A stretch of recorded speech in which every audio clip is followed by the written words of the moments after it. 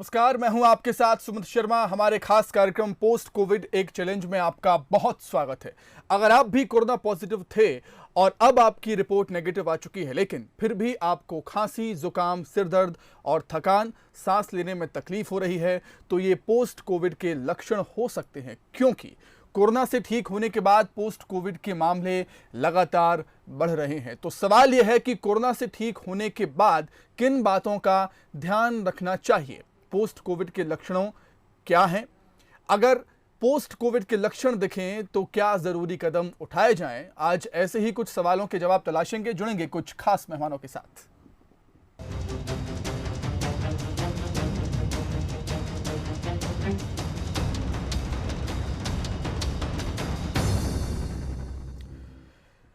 तो इस महामारी के दौर में कोरोना से ठीक होने वाले लोगों को पहले से ज्यादा सावधानी की जरूरत है। जिन्हें डायबिटीज है, जिनका शुगर लेवल बढ़ा हुआ है, उन्हें कम से कम 1 महीने तक डॉक्टर के संपर्क में रहना चाहिए, ऐसी एक्सपर्ट की सलाह है। क्योंकि कोरोना से रिकवर होने के बाद पोस्ट कोविड के मामले हमारे देश प्रदेश में लगातार बढ़ते ही जा रहे हैं। रिपोर्ट देखिए पहले आप। कोरोना से रिकवर होने के बाद कई लोगों को तरह तरह की परेशानियां हो रही हैं। सबसे ज्यादा मरीज ब्लैक फंगस, हार्ट अटैक के सामने आए हैं। डॉक्टर्स का कहना है कि कोविड से ठीक होने के बाद कई लोगों को किसी तरह का संक्रमण या कोई पुरानी बीमारी फिर से होने का खतरा हो सकता है। कई लोगों को हफ्तों और महीनों तक इस तरह की शिकायत रह सकती है। हालांकि ये निर्भर करता है कि कोरोना वायरस ने आपके शरीर को कितना नुकसान पहुंचाया। कोविड की रिपोर्ट नेगेटिव आने पर भी हल्की खांसी, सिर और शरीर में दर्द, थकान, सांस लेने में तकलीफ और स्वाद गंध महसूस नहीं होती है। लंबे समय तक कोरोना का इलाज चलने की वजह से कई तरह की दिक्कतें होने लगती हैं। ऐसे में अगर आपको लंबे समय तक ये परेशानी रहे तो इससे फेफड़ों, हृदय, किडनी या ब्रेन पर भी इसका असर पड़ सकता है। वहीं देश भर में कोरोना से रिकवर होने के बाद ब्लैक फंगस के मामले भी एकाएक बढ़ गए। अगर आंकड़ों पर नजर डालें तो गुजरात में सबसे ज्यादा 2281 ब्लैक फंगस के मामले सामने आए हैं। इसके बाद महाराष्ट्र में 2000 से ज्यादा केस मिल चुके हैं। आंध्र प्रदेश में आंकड़ा 900 से ज्यादा पहुंच गया है। वहीं मध्य प्रदेश में 1300 से ज्यादा केस सामने आ चुके हैं। इसी तरह राजस्थान में 700 से ज्यादा, कर्नाटक में 500 से ज्यादा, हरियाणा में 250 से अधिक मामले सामने आ चुके हैं। राजधानी दिल्ली में ब्लैक फंगस के 197 से ज्यादा केस अभी तक मिल चुके हैं। जाहिर है कि ब्लैक फंगस के साथ साथ हार्ट अटैक के मामले भी बढ़ रहे हैं। ऐसे में एक्सपर्ट का सुझाव है कि जिन लोगों को कोविड-19 की रिकवरी के बाद पोस्ट कोविड के लक्षण दिखे हैं तो फौरन डॉक्टर से सलाह लें, ताकि समय से बीमारी का पता लगाकर उसका इलाज किया जा सके। Bureau report, Bansal news. तो पोस्ट कोविड एक चैलेंज, यही आज हमारा विषय है और इसी विषय पर आज हम चर्चा करने वाले हैं। हमारे साथ देश के जाने माने कार्डियोलॉजिस्ट डॉक्टर स्किन त्रिवेदी, जो कि बंसल हॉस्पिटल के डॉक्टर हैं, वो जुड़ गए हैं। सर, आपका बहुत स्वागत करता हूं। और हमारे न्यूज़ हेड शरद द्विवेदी जी हमारे साथ जुड़े हुए हैं और सर से ही मैं चाहूँगा कि इस चर्चा को वो आगे बढ़ाएं। शरद जी, बहुत शुक्रिया आपका। और सुमित, मैं सीधे रुख करूँगा देश के जाने माने हृदय रोग विशेषज्ञ डॉक्टर स्किन त्रिवेदी का। और जैसा आप और हम सब जानते हैं कि उनको सुनना एक किसी विचारक को सुनने की तरह भी है। इसको फ्लैटरिंग ना समझा जाए कि मैं किसी समझौते के तहत डॉक्टर त्रिवेदी की तारीफ़ कर रहा हूँ। वो एक ऐसे चिकित्सक हैं जो एक सजग नागरिक की तरह अपने आसपास के समय परिस्थितियों को भी बहुत सजग नागरिक की तरह देखते हैं और उन पर भी अपनी विद्वतापूर्ण राय रखने से वो पीछे नहीं हटते हैं। तो एक मैं ये भी लोभ संवरण नहीं कर पाता हूँ जब उनसे बातचीत होती है तो कि हम उनसे एक विहंगम, एक बड़े, एक लॉन्गर कॉन्टेक्स्ट पर हम उनसे बात कर पाते हैं। सर, एक बार फिर आपका मैं बहुत स्वागत करता हूँ। सर, आज हम आपसे जो सुनना चाहेंगे, इसके पहले भी आपसे जो चर्चा रही थी वो बहुत ही फ्रूटफुल और बहुत ही नॉलेजेबल रही थी हम सब के लिए। बहुत सारी रिएक्शंस भी हमको मिली। मैं आपसे जानना चाहूँगा कि अब जबकि हम दूसरी लहर पर, मैं ये तो नहीं कहूँगा अभी कि हम पूरी तरह नियंत्रण पा चुके हैं, लेकिन वो धीरे धीरे अब हम उस पर ये तो मैं कह सकता हूँ कि वो काफ़ी हद तक पीछे खिसक रही है और उसकी इंटेंसिटी कम हो रही है और हम शायद जून के मध्य तक उसको पूरी तरह ढलान पर भी देखें। इन परिस्थितियों में क्या सावधानी और इन परिस्थितियों को एक लीडिंग चिकित्सक की तरह आप कैसे देखते हैं? शरद जी, पहले तो मैं आपको बताना चाहूंगा कि जो लहर बोलना है जी। ये असली में ऐसा नहीं है कि कोई टाइम फ्रेम है। ये जो लहर बन रही है वो किस कारण बन रही है? ये लहर बन गई एक लॉकडाउन के कारण। जैसे कि जब पहला लॉकडाउन खुला उसके बाद केसेस धीरे धीरे बढ़ने शुरू हो गए, तो हमने दूसरी लहर देखी। अब दूसरी लहर में फिर हमने लॉकडाउन लगाया, सरकार ने लॉकडाउन लगाया, उसके बाद धीरे धीरे करके केसेस कम होने लग गए। तो एक्चुअल में केसेस कम नहीं हुए, जस्ट स्प्रेड हो गए, क्योंकि कम्युनिकेशन ये कम्युनिकेबल इलनेस है कि एक दूसरे से फैलती है। तो जब हम लोग आपस में मिलेंगे नहीं ज्यादा, तो अपने आप से इसका जो रोगी हैं जो इसके कम होते चले जाएंगे जी। अब देखना तब होगा कि जब जैसे ज्यादातर शहरों में, ज्यादातर प्रदेशों में 1 तारीख से लॉकडाउन खुलेगा, तब देखने की बात होगी कि शुरू के 15 दिनों में हमें क्या देखने को मिलता है। क्या ये लहर वापस आ रही है? उसका मतलब ये हुआ कि शायद ये अभी खत्म ही नहीं हुई थी जी। आप समझ रहे हैं ना? तो ये जो लहर का कॉन्सेप्ट है, इसको हमें समझना पड़ेगा कि ये लहर हम बना रहे हैं लॉकडाउन करके। हम इन लहरों को नीचे गिरा रहे हैं लॉकडाउन करके, कोविड अप्रोप्रिएट बिहेवियर, मास्क, एक दूसरे से दूरी बना के, जिसमें कि सभी जनता पूरे हमारे जो जितने लोग हैं सब लोगों ने बहुत ज्यादा सहयोग किया है कि लॉकडाउन के नियमों का पालन किया, और देख रहे हैं कि उसके साथ ये लहर कम हो रही है। मैं आपकी बात को मैं क्या अगर इस तरह समझूं तो क्या मैं ठीक हूं डॉक्टर त्रिवेदी की हमारी लापरवाही पैदा करती है ढेर सारे मामलों को, जब हम एप्रोप्रिएट बिहेवियर नहीं करते हैं, कोविड अनुकूल व्यवहार नहीं करते हैं, जबकि कोविड का वायरस हमारे आसपास मौजूद है। तो उसकी वजह से एकदम से एक तूफान की तरह कोविड के मामले सामने आते हैं, और उस लहर को अगर हम रोकते हैं तो वो एक कम्युनिकेशन ब्रेक करते हैं हम, जैसा हमने किया है। तो ये भी नियंत्रण नहीं, बल्कि हम कह सकते हैं कि हमने एक संचार को ब्रेक किया है, और अगर हम फिर पहले जैसी गलती करेंगे तो हम फिर कोविड के ढेर सारे मामले देखेंगे। बिल्कुल, आपने बहुत ही अच्छी तरह से इसको संक्षिप्त में, बल्कि एक लाइन में बता दिया है कि जो कुछ भी होना है कोविड का हम सबके हाथों में है। तो हम अपनी जिम्मेवारी दूसरों को नहीं दे सकते हैं, पुलिस को नहीं दे सकते हैं, राजनीति को नहीं दे सकते हैं। ये जिम्मेवारी हम सबकी है, और शायद हम सबको इसमें बराबर की भागीदारी करके ही इसको रोक सकते हैं। बीमारी नहीं रुक सकती, बीमारी तो अपना समय लेगी। उसको सिर्फ हम तोड़ सकते हैं, हिस्सों में तोड़ सकते हैं कि अस्पताल भरने लग गए तो हमने लॉकडाउन लगा दिया, जिससे कि मौतों के ऊपर कंट्रोल कर लिया। लेकिन अकेले लोगों की जान की अकेले प्रॉब्लम नहीं है, प्रॉब्लम इकोनॉमी की भी है, लोगों के रोजगार से जुड़ी हुई है। तो इसमें हमें एक बैलेंस लेके चलना पड़ेगा कि कभी लॉकडाउन कभी खोलना है, कभी लॉकडाउन कभी खोलना है। लेकिन जब खोलें भी तब भी हमेशा के लिए Covid appropriate behaviour, mask, social distancing ये रखें। अब करीब 2 से 3% भारतीय जनता में वैक्सीनेशन या टीकाकरण हो चुका है।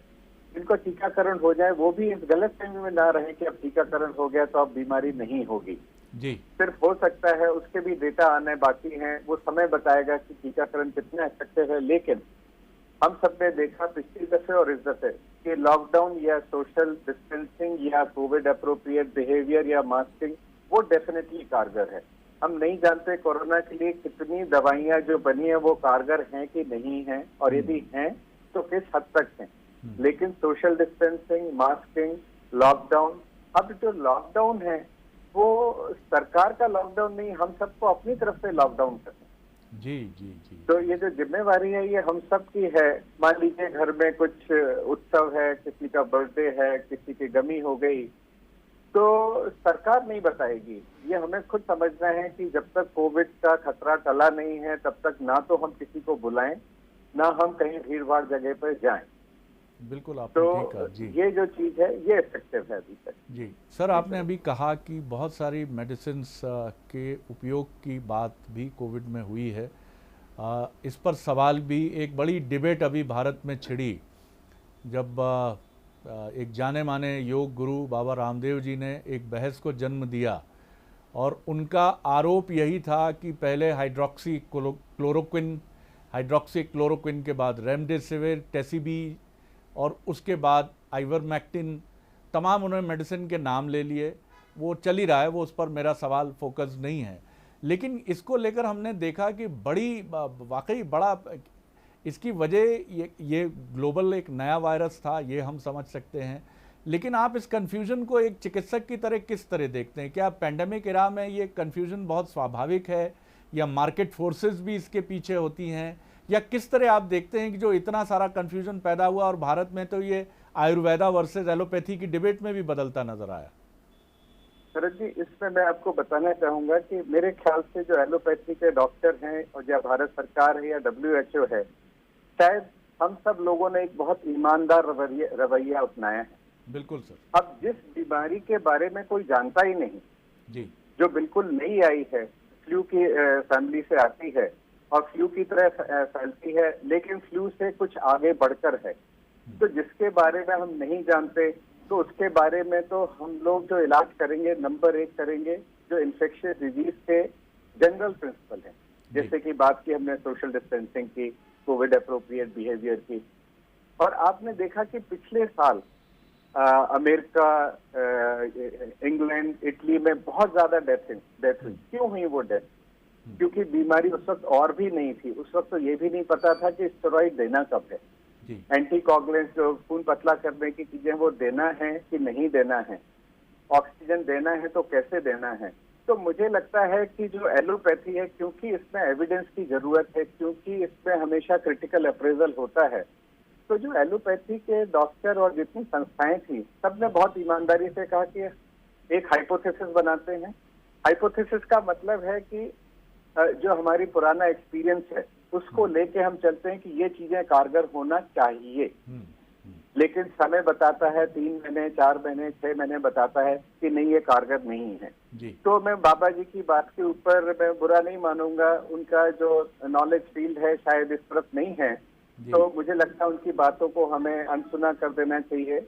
और दूसरी बात आपने कही जो व्यापार की जी, अब जब भी कोई महामारी या जब भी कोई बीमारी या जब भी कोई आपदा आती है, तो उसमें सब कोई अपना अवसर देखते हैं जी। तो हो सकता है कि कंपनियों ने भी अवसर देखा हो सकता हो जो मतलब जिनका आपने जिक्र किया बाबा जी, वो भी अवसर देख रहे हो, लेकिन हमें इन सब पे नहीं जाना है। मुझे लगता है कि जब एक महामारी फैली हुई है, तो हमें आपदा में अवसर की बात नहीं करना चाहिए, हमें आपदा में सिंसियरिटी की, ह्यूमैनिटी की, एक अच्छी साइंटिफिक सोच की बात करना चाहिए। ये छोटे छोटे तुच्छ आरोप प्रत्यारोप, ये शायद हमको दिशा से भटकाने के लिए हैं, चाहे जिस भी तरफ से। हाँ, ऐसा प्राय होता है कि लोग दिशा दूसरी दिखा के अपना कुछ भला या बुरा कर लेते हैं, चाहे वो एलोपैथी हो चाहे वो आयुर्वेदिक हो। लेकिन मुझे लगता है कि कोरोना महामारी एक बहुत ही गंभीर मुद्दा है, और मुझे लगता है ना तो हम डॉक्टर्स को ना ही मीडिया को इसको कोई तवज्जो देना चाहिए, क्योंकि कई दफे ये होता है कि तवज्जो दिलवाना भी एक उद्देश्य हो सकता है इस तरह के कंट्रोवर्शियल स्टेटमेंट देने का। जी जी जी जी, ये काफी तो जी जी जी, ये बहुत इसलिए मैं चाहूंगा कि हम सब जितने चिकित्सक हैं, 1000 के ऊपर आज डॉक्टर्स की डेथ हो गई जी। मतलब ये एक बहुत सोच का विषय है, और उसमें ज्यादातर एलोपैथी वाले ही डॉक्टर्स थे जी। तो आज जो डॉक्टरों का स्थान इस महामारी में था, तो वो भारत की सेना की तरह ही था। तो क्या हमें मालूम है कि जिस देश से यदि हमारा युद्ध हो रहा है, यदि वो कोई नए असला बारूद ले आए जिसके बारे में हमें जानकारी नहीं है, तो हमारे सैनिक भी ऐसे ही करेंगे। पहले एक तरफ की चीज सोचेंगे, फिर दूसरी सोचेंगे, तीसरी सोचेंगे। लेकिन जरूरत है एक बहुत ज्यादा ईमानदारी की, और इसमें जो चीजें निकल कर आई हैं, शायद 3 चीजें ही ने बताया है। एक है ऑक्सीजन जी, जिसने बहुत ज्यादा जान बचाई है, और हमने देखा देश में किस तरह से ऑक्सीजन की कमी थी उस वक्त, और उस वक्त कितने ही हजारों लोगों की जान गई है ऑक्सीजन की वजह से। फिर हमने देखा जो हमने यूके, इटली और यूएस से सीखा कि स्टेरॉइड, पहले वहां पर स्टेरॉइड देर से दिए गए, फिर थोड़ा जल्दी दिए गए, फिर और जल्दी दिए गए, और उन्होंने देखा कि नहीं, हर वक्त स्टेरॉइड का मजा नहीं है, उसको एक अप्रोप्रिएट टाइम पे उन्हीं लोगों को देना है जिनको कि शायद ऑक्सीजन की जरूरत है। और फिर तीसरा देखा, जब इटली में स्टडी आई कि बहुत सारे लोगों का जिनका पोस्टमार्टम किया, तो उनके अंदर जब पोस्टमार्टम करके देखा तो फेफड़े की नली और नलियों में ब्लॉकेजेस दिखे, खून के थक्के दिखे। तब ये समझ में आया कि शायद एंटीकोगुलेंट्स का रोल है कुछ, और उसको भी किया है। इसके अलावा बहुत सारी दवाइयां आई, चाहे वो हाइड्रोक्लोरोक्वीन हो। हाइड्रोक्लोरोक्वीन भी जो बात आई वो मुझे लग रहा है डॉक्टर से ज्यादा वो एक मीडिया और पॉलिटिकल सर्कल्स में ज्यादा चली। आइवरमेक्टिन और जो भी चीजें हैं वो आती गई, और एक समय के बाद जब उन्हें पाया गया कि वो इफेक्टिव नहीं है तो उन्हें विड्रॉ कर लिया गया। तो मुझे लगता है कि इनको इसी दिशा में इसी तरह देखना चाहिए कि जहां कहीं से भी आस लगेगी आपको, जब चारों ऐसा महामारी फैली हुई है, तो उसमें कोई नुकसान नहीं है। हाँ, नुकसान तब होता जब हम पीछे लगे रहे कि नहीं भाई हमारी ही दवा कारगर है, बिल्कुल, जो कि मेरे ख्याल से एलोपैथी के डॉक्टर और संस्थानों के रहते संभव नहीं था। जी जी, जी। डॉक्टर साहब, एक और जो बड़ी इम्पोर्टेंट बात मेरे जहन में आती है, ये तो आपने बिल्कुल ठीक कहा। मुझे लगता है कि भारतीय चिकित्सक और चिकित्सक बिरादरी, पैरामेडिक्स की ये जो लड़ाई है, ये इतिहास में बहुत सुनहरे शब्दों में अंकित होगी। भारत की मैं बात कर रहा हूँ, जहाँ एग्जिस्टिंग संसाधनों और एक बहुत बड़े भयानक चुनौती का बिना पैनिक हुए और बिना किसी उसकी आपको भान भी नहीं था कि इतना भयानक हमला कोविड करेगा और हम निशस्त्र पकड़े जाएंगे। हमारे हथियार भी उस समय हमारे पास पूरी तरह से, हम हथियारों से सज्जित भी नहीं थे।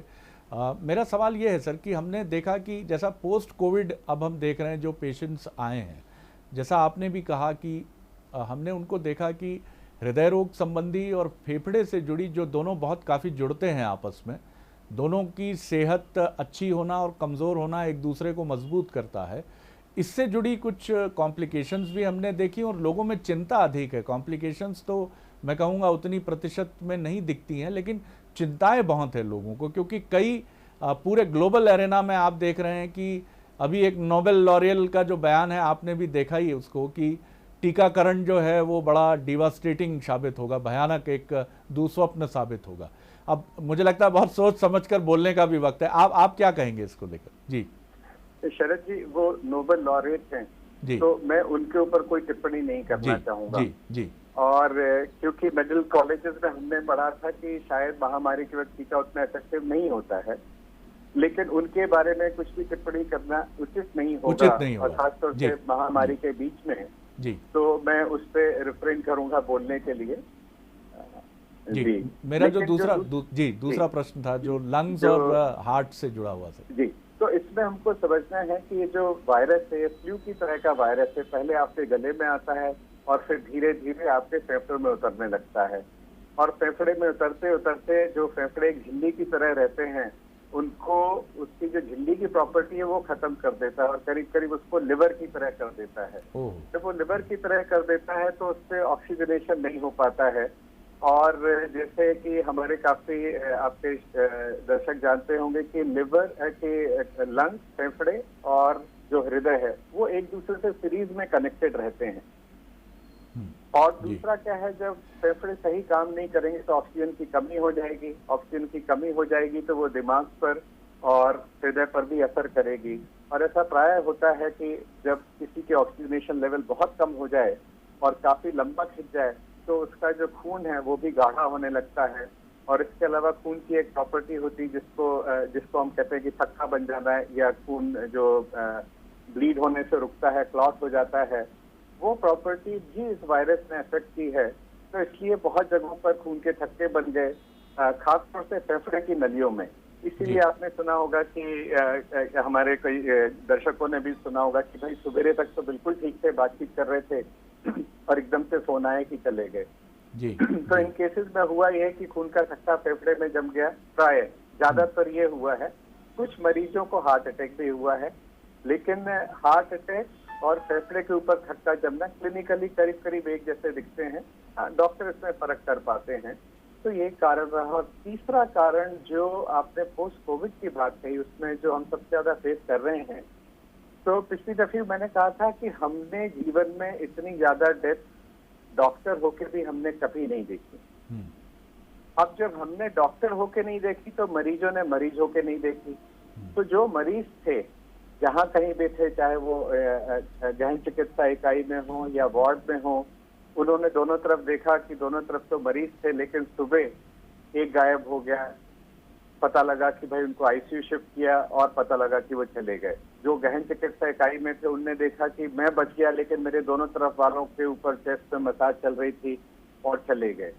तो इतनी ज्यादा डेथ जो अपने आप में एक मानसिक तनाव पैदा कर देती है, और जिसने डेथ को, मौत को इतने नजदीक से देखा, और तब देखा जब सब कुछ सुविधा थी, ऑक्सीजन भी था, दवा भी थी, डॉक्टर भी थे, नर्सेस भी थे, वेंटिलेटर भी थे, और सब कुछ होने के बाद भी उनका पड़ोसी चला गया, तो उनको लगता है कि पड़ोसी पड़ोस का बेड वाला नहीं, इसकी जगह मैं भी हो सकता था। ठीक बात। तो जिस तरह से अपन सुनते हैं, जैसे पहले बच्चे कुछ लोगों को अगवा कर लेते थे, डाकू ले जाते थे, तो उसके बाद उनके व्यवहार में चेंज आ जाता था, या किसी की कहीं पर एक्सीडेंट हो जाए, उससे बच जाता है, उसके व्यवहार में चेंज आ जाता है। कुछ लोग बहुत एकदम से धार्मिक हो जाते हैं, कुछ लोग बहुत डर जाते हैं। तो अब जो पेशेंट बच के आ रहे हैं कोविड से, उनमें हम एक बहुत बड़ा बदलाव देख रहे हैं। उनको कि लगता है कि पता नहीं अभी तो निकला है, लेकिन कहीं ऐसा ना हो कि इस बीमारी का कुछ रची डुआ बचा हो, बची खुची बीमारी हो जो हमारे लिए जानलेवा हो जाए। और शरद जी, ऐसे कुछ मरीज हैं भी जिनके फेफड़े बुरी तरह से डिस्ट्रॉय हो चुके हैं। उनको आने वाले 3 से 6 महीने में मुझे लगता है, हो सकता है उनके दिल में भी असर दिखने लगे, क्योंकि फेफड़े जब खराब होते हैं तो फेफड़े का ब्लड प्रेशर बढ़ने लगता है और धीरे धीरे वो दिल पे भी असर करता है। तो एक तो है फेफड़ा, दूसरा है हृदय, और तीसरा है मस्तिष्क, और चौथा है नेगेटिविटी जो समाज में फैली है। आप जिस मोहल्ले में रहते हैं, पता लगता है उधर के अंकल, उधर के आंटी, उधर के भैया, उधर का बबलू चला गया, और ये चीजें बहुत ज्यादा लोगों को तंग कर रही हैं। जी बिल्कुल, आपने ये एक पूरा खाका आपने हमारे सामने रखा है। सर, पोस्ट कोविड अगर मैं बात करूं चीज़ों को देखने की, मैं पोस्ट कोविड से मेरा मतलब यहाँ जो एग्जिस्टिंग लहर है हमारी, जिसको हम दूसरी लहर कह रहे हैं, उसकी बात कर रहा हूँ। मैं इसका थोड़ा सा विश्लेषण अगर देखूं और एक लेमैन की तरह देखूं, मैं कोई एक्सपर्ट नहीं हूं, तो मुझे लगता है कि दिवाली की भीड़ भाड़ और उसके बाद न्यू ईयर की गैदरिंग और उसी फेस्टिव मूड में बहुत ज़्यादा सोशलाइजिंग हुए हम, तो फरवरी से हमने फिर कोविड को देखा। आगे अब जो भी लहर, जो फिर हम ही जन्म देंगे, जैसा आपने कहा कि हमारी ही लापरवाही एक और ख़तरनाक लहर को जन्म देगी, और फिर हमारे पास उसको रोकने का एक ही उपाय है, लॉकडाउन या कर्फ्यू। तो ये जो स्थितियां हैं, इन परिस्थितियों के लिए अगली तैयारी आप एक मेडिकल एक्सपर्ट की तरह किस तरह देखते हैं? सामाजिक पहलू तो है ही, लेकिन अब हमारे हॉस्पिटल्स कैसे लैस हों, ऑक्सीजन एनेबल्ड हों, वेंटिलेटर एनेबल्ड हों, और ये सब क्वालिटी इक्विपमेंट्स हों, क्योंकि बीच में कुछ एवरेज इन्फीरियर क्वालिटी को लेकर भी बड़ी बातें हमने सुनी। ऑक्सीजन सिलेंडर्स में जो पानी था वो ठीक नहीं था, ब्लैक फंगस की बात उठी, फिर बात उठी कि वेंटिलेटर्स जो आए थे केंद्र से, उनकी गुणवत्ता ठीक नहीं थी। शरद जी, जहाँ पर कुछ जगहों पर हमसे गलती हुई है, जैसा आपने कहा, जिसके लिए हम सब जिम्मेवार हैं, जो समाज है वो जिम्मेवार है, जो हमारी लीडरशिप है उनको भी मैं जिम्मेदार समझता हूँ, जो हमारे जिस भी हम संस्था में काम करते हैं उसके जो लीडर्स हैं उनको भी मैं जिम्मेवार मानता हूँ, क्योंकि मुझे लगता है कि जिम्मेवारी लीडरशिप से ही शुरू होती है।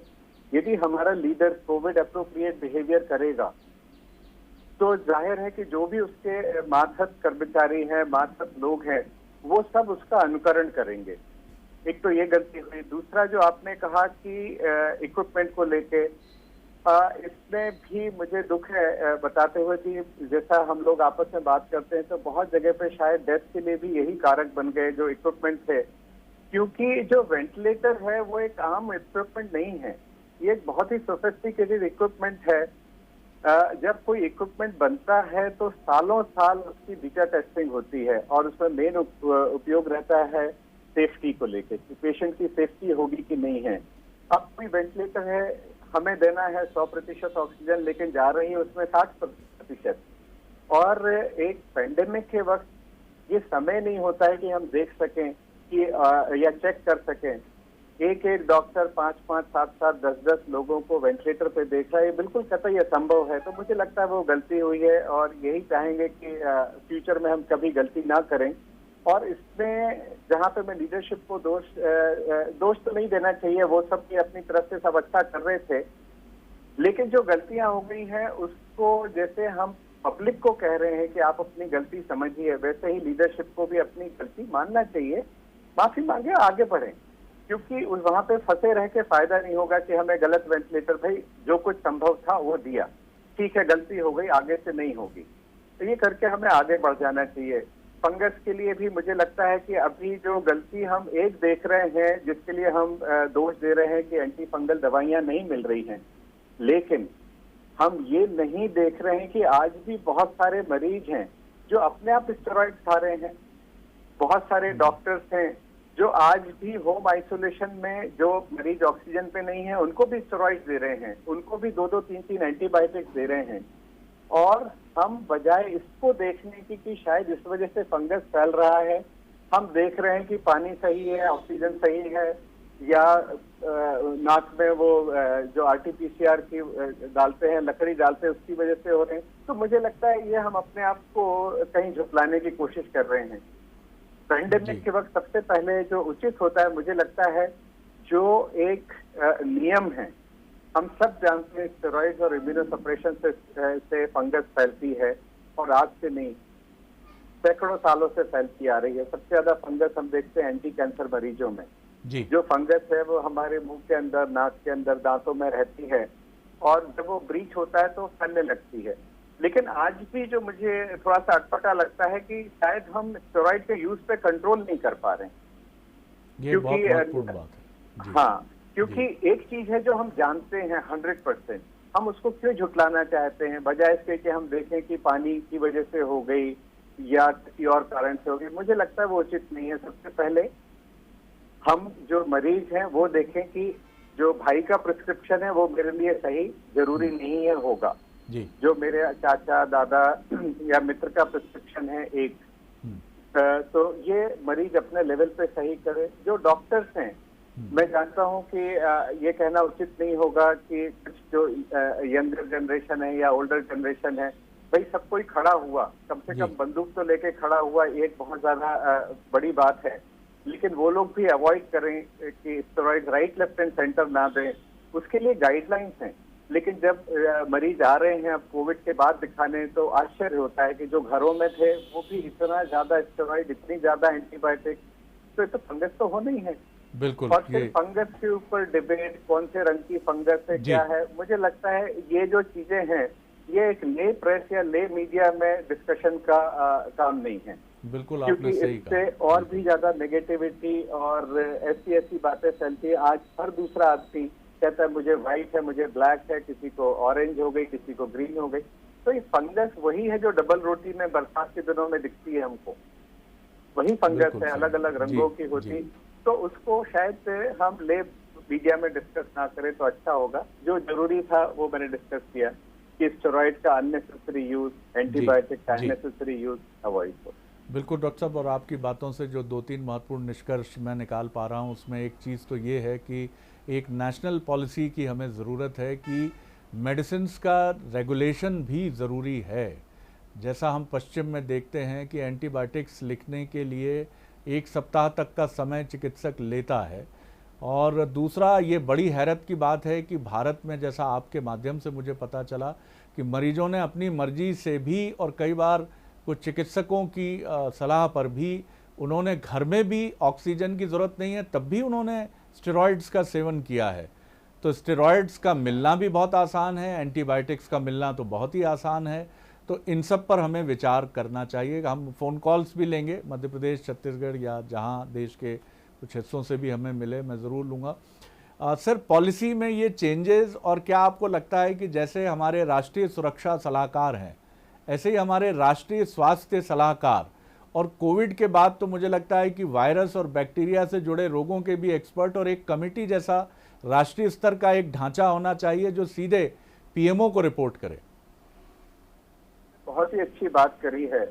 और यहाँ पे जो मुझे कुछ चीजें ठीक नहीं लगी जब वह और देशों से कंपेयर करते हैं, तो ये जो बीमारी है छूत की बीमारी है, और छूत की बीमारी के बारे में कैसे फैलेगी, कैसे रोकना है, कब लॉकडाउन करना है, कब नहीं करना है, ये एक मेडिकल विषय है जी। और इसके लिए ज्यादातर जो बनी हुई है कमेटियां, मैं उनमें देखता हूं कि एक शहर का नामी डॉक्टर होगा, वो ठीक नहीं है। वो नामी डॉक्टर यदि गायनेकोलॉजिस्ट है तो उसका इस बीमारी से क्या लेना देना है। ठीक बात। यदि वो एंडोक्राइनोलॉजिस्ट है या मेरी तरह हृदय रोग विशेषज्ञ है तो हमारा वास्ता नहीं है। हम तो सिर्फ इसलिए आगे आए क्योंकि इन्फेक्शियस डिजीज के डॉक्टर हमारे देश में बहुत लिमिटेड हैं, पल्मोनोलॉजिस्ट बहुत लिमिटेड हैं, इसलिए हम सब लोग जो किसी भी स्पेशलिटी के आए, हम सब आगे बढ़ के आए। लेकिन जो पॉलिसी का मसला है, पॉलिसी के मसले में मुझे लगता है कि जो हर लेवल पे गलतियां हुई हैं। कम्युनिटी मेडिसिन एक फील्ड है मेडिसिन की जिसमें सिखाया पढ़ाया जाता है और सालों साल के एक्सपीरियंस लोग हैं और बहुत अच्छे अच्छे नामी गिरामी लोग हैं हमारे देश में। Doctor Reddy all India institute के हुए हैं, टीएमसी वेल्लोर से भी एक बहुत अच्छे डॉक्टर एपिडेमियोलॉजिस्ट हुए हैं, बहुत सारे। इनफैक्ट आपको बताऊं कि सारी दुनिया में शायद टॉप मोस्ट एपिडेमियोलॉजिस्ट हिंदुस्तान से ही आते हैं, कुछ हिंदुस्तान में हैं, कुछ हिंदुस्तान के बाहर चले गए हैं जी। तो दिशा निर्देश की हमें उनकी जरूरत थी कि वो बताते कि अब हम क्या करना है, कहाँ लॉकडाउन, कहाँ ओपन। और उसके लिए जो सबसे ज्यादा जरूरत थी वो थी एक रियल टाइम करेक्ट डेटा की, जहां पर मुझे लगता है कि हम लोग फेल हुए। और फेल होने का कारण ये था कि शायद लीडरशिप ने सोचा कि जो हमारी जनता है, हमारी नागरिक है, बहुत भोली है, कहीं डर ना जाए ऐसे आंकड़े देख के या बीमारी देख के।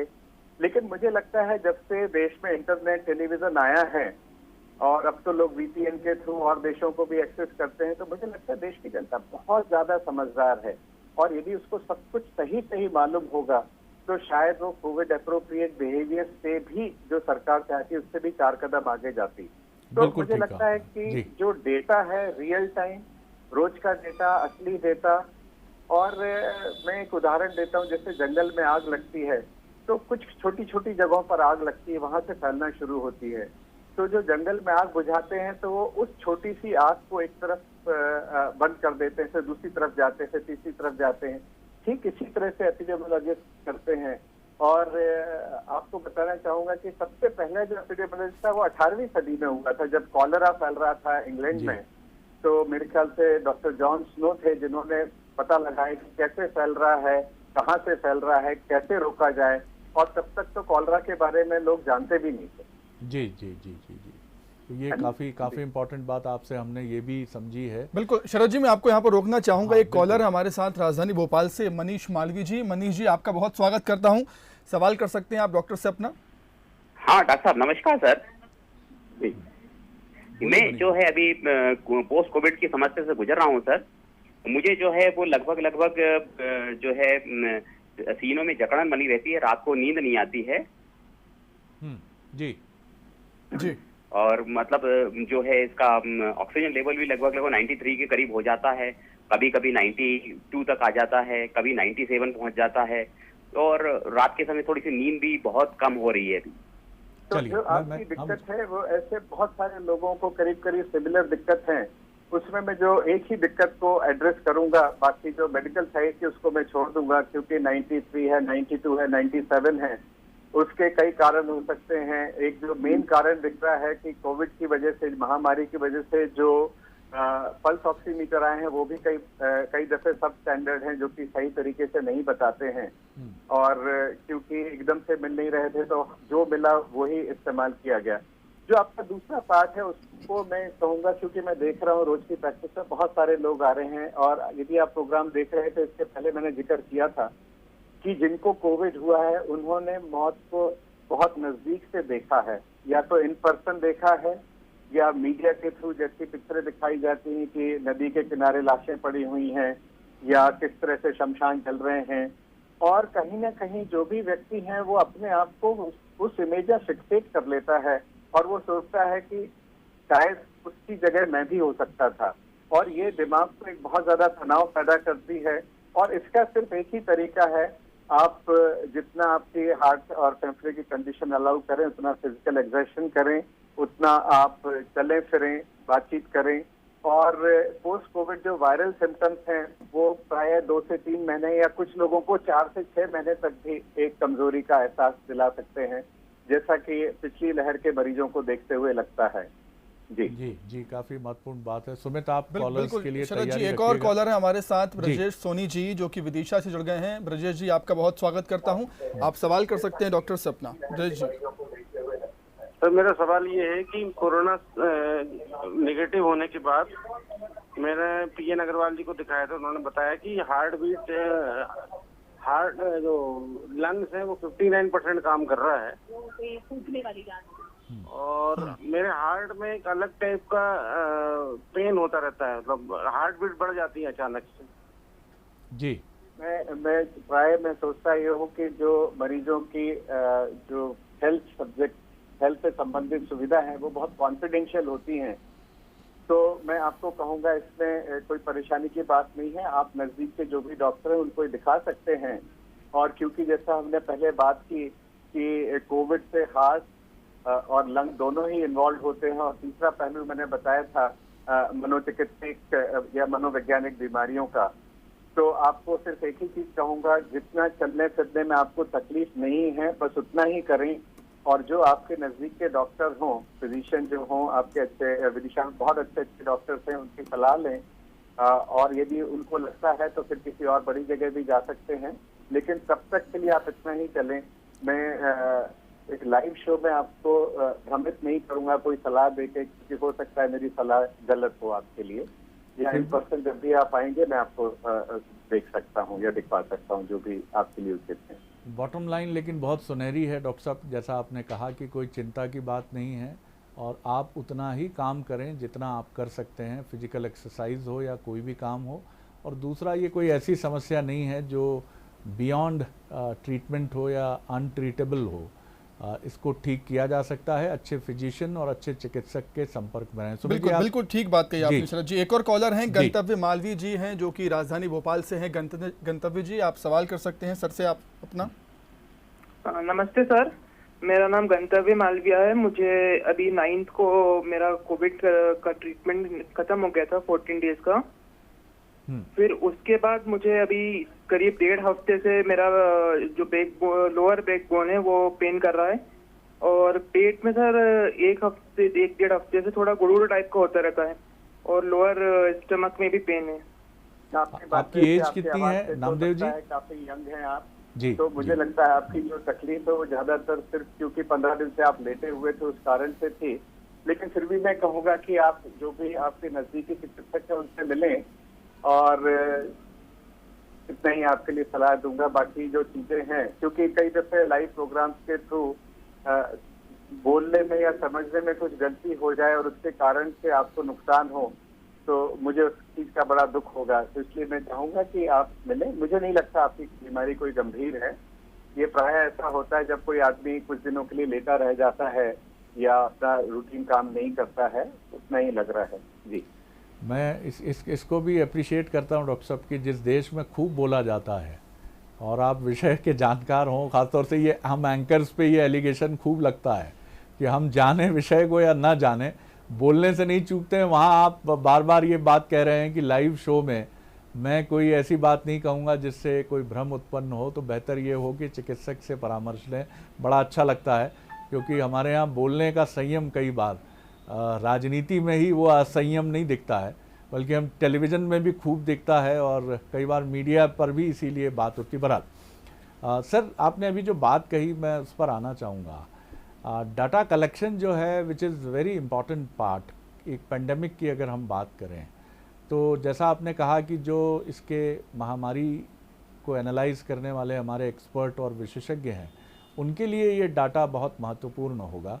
तो क्या आपको लगता है कि इसके लिए भी हमें एक तैयारी शुरू करनी चाहिए कि जो भी डाटाज हैं कोविड से जुड़े हुए, चाहे वो इस वायरस के चरित्र से जुड़े हों, इसके जीनोम से जुड़े हों, और या फिर वो मृत्यु के आंकड़े हों, कॉम्प्लिकेशंस के आंकड़े हों, कोविड उपचार की प्रणाली के आंकड़े हों, इन सब का हमको बहुत बारीकी से एक पूरा सेगमेंट बनाकर पूरे देश में अलग अलग राज्यों में इसका विश्लेषण करने के लिए एक नेशनल बॉडी भी बनानी चाहिए? जी शरद जी, आपने इतनी बड़ी बात करी है, उसको मैं थोड़ा सा और आगे ले जाऊंगा हम महामारी से क्या सीखे, जी ये तो डेटा ही बताएगा ना। जी जी जब हमें यही नहीं पता कि भाई जब हमारे अस्पताल में 8 डेथ हैं और जो नंबर्स आ रहे हैं सरकार की तरफ से वो कह रहे 2 डेथ हैं, जी तो मुझे तो लगेगा कि जो मेरे दूसरे डॉक्टर से वो कहेंगे तो बीमारी है ही नहीं बढ़ी, क्यों परेशान हो रहे हो। जी जी तो यदि वो कोविड से डेथ नहीं हो रही है तो वो कौन सी बीमारी है जी जो ना कोविड है ना नेचुरल डेथ है। तो ये तो हमको एकदम से छटपटाने वाली बात हो जाती है कि भाई ऐसी कौन सी बीमारी फैल गई। जी और इसको मैं थोड़ा सा पीछे ले जाता हूँ, आपने शायद सुना भी होगा और आपके दर्शकों ने भी सुना होगा कि सब जी। कि ये एक्चुअली रेप्लिकेशन है स्पेनिश फ्लू का जो कि 1918 में आया था। जी हाँ और आपको जान के आश्चर्य होगा कि उसका स्पेन से कुछ लेना देना नहीं था, जी लेकिन उसका नाम स्पेनिश फ्लू क्यों पड़ा? उसका नाम स्पेनिश फ्लू इसलिए पड़ा क्योंकि उस वक्त प्रथम विश्व युद्ध चल रहा था, और विश्व युद्ध में जब चलता है, कहीं भी युद्ध चलता है तो सारी खबरें दबा दी जाती हैं या गलत खबरें दी जाती हैं। जी तो सिर्फ स्पेन उस विश्व युद्ध का हिस्सा नहीं था, तो उसने अपने यहाँ जो स्पेन में डेथ हो रही थी वो सही डेथ दी, तो इसलिए पूरे विश्व में दिखा कि आंकड़े सिर्फ उन्हीं के दिख रहे हैं, तो इसका नाम स्पेनिश फ्लू रख दिया। जी और कुछ देश थे जिन्होंने उसको नाम जर्मन फ्लू रख दिया, किसी ने उसका नाम ब्राजीलियन फ्लू रख दिया, है ना। तो ये क्या होता है कि यदि जो डेटा है, यदि मुझे पता हो कि भाई भोपाल में इतने लोग या मध्य प्रदेश में इतने लोग पॉजिटिव आए और उसमें से डेथ इतनों की हुई, यदि सही मालूम हो, तो मुझे आगे के लिए जब आगे कभी भी इस तरह का कोई महामारी फैलेगी या शायद कोविड ही कोई और रूप लेके, क्योंकि ये तो बेसिकली एक इन्फ्लुएंजा है या फ्लू वायरस है, कोई और रूप लेकर आए तो मैं बता सकूं, फिर मैं देख सकूं कि भाई ए डिस्ट्रिक्ट में इस तरह से इलाज चला तो वहाँ डेथ कम हुई, बी डिस्ट्रिक्ट में इस तरह से इलाज चला तो वहाँ डेथ ज्यादा हुई। लेकिन जब ये डेटा ठीक नहीं होगा तो मुझे लगता है कि इस डेटा के बारे में, जैसे आपने सुना होगा कि जो एक कमेटी के वायरोलॉजिस्ट थे, चीफ वायरोलॉजिस्ट, उन्होंने इसी डेटा ना मिलने की वजह से इस्तीफा दे दिया जी। क्योंकि जो साइंटिस्ट है, जो जागरूक दिमाग है, उसको यदि डेटा ही नहीं मिलेगा तो वो किस बात की बात करेगा। तो जो हम लोगों की डॉक्टर कम्युनिटी, इसमें बहुत डिबेट हुई कि डेटा छुपाना जो है शायद बहुत ही घातक सिद्ध होगा, ना सिर्फ अभी और बल्कि आगे आने वाली महामारी में। फिर जब हम बात करें, सरकार बात करती है कंपनसेशन की, तो कंपनसेशन किस बेसिस पर होगा? यदि जनता को लगता है कि भाई 10 लाख डेथ हुई है लेकिन सरकारी आंकड़े कहते हैं 1000 डेथ हुई है, तो किसको कंपनसेशन मिलेगा जी? तो एक अलग तरह की एक डिबेट फिर से शुरू हो जाएगी। तो खैर वो मसला अलग है, पॉलिटिकल मसला, उसमें मैं नहीं जाना चाहता हूँ। मेरा तो ऐसे डॉक्टर जो मसला कि जो डेटा है, चाहे वो बीमारी से संबंधित है कि कितने लोगों के लंग खराब हुए, कितने बच्चे, कितनों को कितने के फेफड़े में कुछ भी नहीं हुआ, ये हमें इस बीमारी को अच्छी तरह से जानने में एक मदद देगा। जी जी जी। तो इसलिए मुझे लगता है कि ये बहुत इम्पोर्टेंट बात है। शरद जी आप आगे बढ़े, उससे पहले एक कॉलर है, उसका सवाल हम ले सकते हैं। रमेश चंद्र बड़वानी से जुड़ गए हैं। रमेश जी, आपकी क्या समस्या है, डॉक्टर से पूछ सकते हैं आप। रमेश जी। जी सर, नमस्कार डॉक्टर साहब। जी बोलिए रमेश। मेरा आप प्रश्न कि अक्टूबर में कोविड हुआ था सर, तो हमको है ना वो खून पतला करने की गोली दी जा रही थी, ये कब तक लेना होगी सर? ज्यादातर इसको 3 महीने के लिए देते हैं, लेकिन उसके लिए मैं आपको बोलूंगा कि जो डॉक्टर ने आपको लिखी एक दफे उनसे जरूर मशवरा करें, क्योंकि हर एक मरीज की स्थिति एक जैसी नहीं हो जाती है। हमने इस प्रोग्राम के शुरू में बताया था कि बहुत सारे लोग एक दूसरे का पर्चा फॉलो करते हैं, जिससे कि उनको काफी ज्यादा नुकसान का खामियाजा भुगतना पड़ा। जी सुमित जी, कोई और कॉलर है हमारे साथ? नहीं सर, आप चर्चा पे आगे बढ़ सकते हैं सर। जी डॉक्टर साहब, मैं विषयांतर नहीं कर रहा हूँ, लेकिन आपकी बात पे एक बड़ी खूबसूरत चीज़ मुझे याद आई। गुलजार साहब का ही शायद गीत है कि प्यार को प्यार ही रहने दो, इसे रिश्तों का इल्ज़ाम ना दो। तो कोविड को कोविड ही रहने दिया जाए, इस पर सियासत ना हो, इस पर तथ्यों को लेकर कुछ पीछे या आगे रखने की बात ना हो। जो सच्चाई है वो सच्चाई हम सामने रखें, और वही सच्चाई हमें कोविड से लड़ने के लिए आगे का एक बहुत साफ़ सुथरा और ऐसा रास्ता हमें देगी जिससे हमें रोशनी मिलेगी, और उस रोशनी में हम देख पाएंगे। मेडिकल कॉलेजेस में आगे जाकर, क्योंकि आप एक इमिनेंट टीचर के तौर पर भी मैं आपको देखता हूँ मेडिकल फ्रेटर्निटी के, क्या आपको लगता है सर बहुत स्वाभाविक है कि आगे हम कोविड को मेडिकल कॉलेजेस में भी देखेंगे एक ऐसे पेंडेमिक के तौर पर जो कैरिकुलम का भी हिस्सा होगा, हो सकता है? शरद जी, ये जो है, ये कोविड तो मेरे ख्याल से आके चला जाएगा। इसके पहले आया था, मार्स आया था, इसके पहले और भी इन्फ्लुएंजा वायरस आए थे, तो ये आते जाते रहेंगे। और ये सब जैसे हम सुनते हैं कि इन्होंने अपना रूप रंग बदल लिया, ये सब चलता रहेगा। तो मुझे नहीं लगता है कोविड के लिए कोई अलग स्थान मिल पाएगा। हाँ, इतिहास, मेडिकल इतिहास में जरूर दर्ज होगा कि 100 साल के बाद फिर से एक महामारी आई थी इन्फ्लुएंजा की।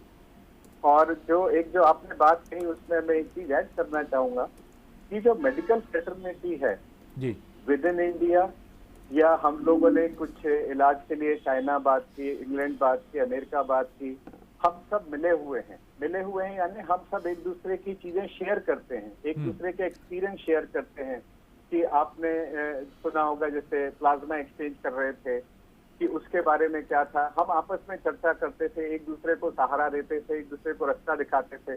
तो इसी तरह से मुझे लगता है कि लीडरशिप भी, जितने भी हमारे यहाँ के लीडर्स हैं, यदि वो सब एक प्लेटफॉर्म पे आए, जैसे कि लड़ाई होती थी, युद्ध होती थी, तो उस वक्त अपोजिशन और गवर्नमेंट दोनों मिलके एक रणनीति तय करते थे, और जिसमें फिर इस तरह के छोटे मोटे प्रश्न उत्तर नहीं होते थे। और ऐसे ही शायद मेडिकल फ्रेटर्निटी में है अक्रॉस ऑल पैथीज। यदि उसमें हो तो हम बहुत सारी नेगेटिविटी अवॉइड कर सकते हैं, और शायद उसका फायदा हमारे मरीजों को जरूर मिलेगा। जी बिल्कुल। शरद जी, आप आगे बढ़ें उससे पहले एक कॉलर को हम ले लेते हैं, उनकी समस्या सुन लेते हैं। छत्तीसगढ़ से कॉलर जुड़े हुए हैं, नीतीश भट्टाचार्य जी रायगढ़ से। नीतीश जी, क्या कुछ समस्या है आपकी, डॉक्टर से बताइए। सर नमस्कार जी। सर, मैं 30 अप्रैल को इस साल 2021 में पॉजिटिव आया था, और उसके बाद 17 अप्रैल तक मैं प्रोटोकॉल पूरा फॉलो किया, और 19-20 तारीख तक मैं लगभग पूरा ही हो गया प्रोटोकॉल। और उसके बाद सर मैं ड्यूटी भी ज्वाइन किया, लेकिन सर एक मतलब आसानी और दर्द हो रहा है सर शरीर में, मतलब ये छाती के रिब्स में, पसली में, घुटनों के जॉइंट्स में, पाँव में झुनझुनी पकड़ जाती है। कभी कभी सांस फूलता है, सर फिर ठीक हो जाता है, कभी 1-2 बार लूज मोशन हो जाता है, फिर ठीक हो जाता है। और नींद नहीं आती सर, रात भर नींद नहीं आती। आपके प्रश्न का उत्तर मैं पहले दे चुका हूँ इसी प्रोग्राम में, और जो स्पेसिफिक चीज है उसके बारे में बताना उचित नहीं होगा। आप ठीक चल रहे हैं, आपको कमजोरी है, धीरे धीरे करके चली जाएगी। खाने पीने का अपना ख्याल रखें, और जितना हो सकता है उतना चलें, और जो नेगेटिव चीजें हैं उनसे दूर रहें, पॉजिटिव चीजें सोचें, जिससे कि आपको नींद भी अच्छे से आ सके। क्षमा चाहूंगा कि मैं इससे ज्यादा आपकी मदद एक लाइव शो में नहीं कर पाऊंगा। बिल्कुल सर, एक और आखिरी कॉलर हम ले रहे हैं, दमोह से हैं सुषमा जी जुड़ी हमारे साथ। मैम, आप सवाल कर सकती हैं अपना डॉक्टर से। जी जी जी डॉक्टर साहब नमस्ते। जी बोलिए। जी मैं ये जानना चाह रही हूँ कि ये जो जी कहिए।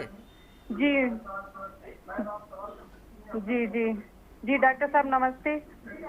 आप अपने टेलीविजन की आवाज धीरे कर लीजिए, नहीं तो ये गूंजती रहेगी बार बार। आप उसको बिल्कुल धीरे करके फिर सवाल करिए। जी, कब तक हमको इन चीजों को ध्यान में रखना है, पोस्ट कोविड के लक्षणों को? जी डॉक्टर साहब। और मेरे हस्बैंड को बहुत कमजोरी रहती है, तो कैसे क्या ध्यान में रखना है? मैंने आपको बताया, प्राय ये कमजोरी और ये लक्षण 3 महीने तक, 6 हफ्ते से 3 महीने तक ज्यादातर लोगों को रहते हैं, लेकिन कुछ लोगों को इसके बाद भी रह सकते हैं। और आपको ख्याल नहीं करने हैं, लक्षण आएंगे तो वो अपने आप आपको बता देंगे। जी, कंक्लूड कर रहा हूँ इस सवाल के साथ। डॉक्टर साहब, आपने एक शब्द इस्तेमाल किया था बीच में, अंग्रेजी का हाइपोथेसिस, हिंदी का उसका शब्दानुवाद है कल्पना आधारित या परिकल्पना। एक परिकल्पना ये भी है कि ये वायरस जो है ये किसी हॉलीवुड की फिल्म की तरह किसी लेबोरेटरी में निर्मित है, ये एक अलग विषय है।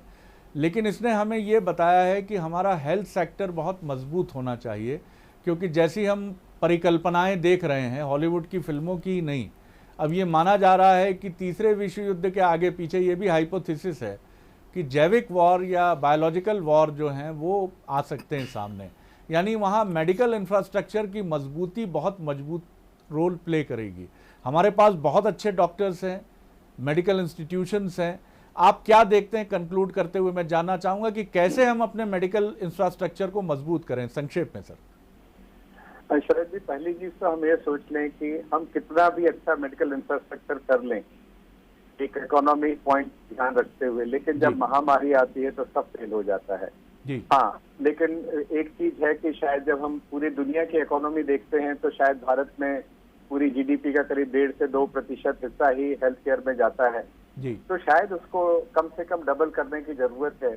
और ये सब बोलते हुए हमें याद रखना है, महामारी इसीलिए तो महामारी है क्योंकि जो एग्जिस्टिंग आपका इंफ्रास्ट्रक्चर है वो फेल हो गया। बिल्कुल, ये आपने बहुत ये इस एक वन लाइनर ने सब कुछ कह दिया है कि वही तो महामारी है जो आपकी सारी तैयारियों पर पानी फेर दे। लेकिन ये मनुष्य की जिजीविषा है कि वो उससे लड़ता है और कहता है कि तुम कितनी भी भयानक क्यों ना हो, लेकिन मैं हार नहीं मानूंगा, मैं लड़ूंगा और मैं जीतूंगा भी। और यही डॉक्टर त्रिवेदी की पंचलाइन हमेशा रही है कि हम लड़ेंगे और अंत में विजेता के तौर पर मंच पर हम ही खड़े नज़र आएंगे। कोरोना या पेंडेमिक कहीं खड़ा नहीं होगा। सर, आपसे बात करना हमेशा एक शानदार अनुभूति और एक ट्रीट की तरह होता है, जहां हम न सिर्फ मेडिकल पहलुओं पर बात करते हैं क्योंकि यही आपका इमिनेंट फील्ड है और आपका लंबा अनुभव है, लेकिन हम एक विचारक की तरह भी आपको अपने आसपास के समय परिस्थितियों पर टिप्पणी करते हुए देखते हैं और पूरी गरिमा के साथ। बहुत शुक्रिया सर, बहुत धन्यवाद डॉक्टर स्कंद त्रिवेदी इस बातचीत के लिए। सुमित जी। बिल्कुल बिल्कुल डॉक्टर साहब, आपका बहुत शुक्रिया हमारे साथ जुड़ने के लिए और इतनी महत्वपूर्ण जानकारी हमसे साझा करने के लिए। शरद जी, आपका भी बहुत बहुत धन्यवाद। तो एक बार फिर पोस्ट कोविड चैलेंज हमारे सामने है। जिस तरीके से कोरोना से हमने लड़ा है, निश्चित तौर पर इससे भी हम लड़ेंगे और जीतेंगे भी। हमारे खास कार्यक्रम में फिलहाल इतना ही। खबरें लगातार जारी हैं, आप देखते रहिए बंसल न्यूज़। नमस्कार।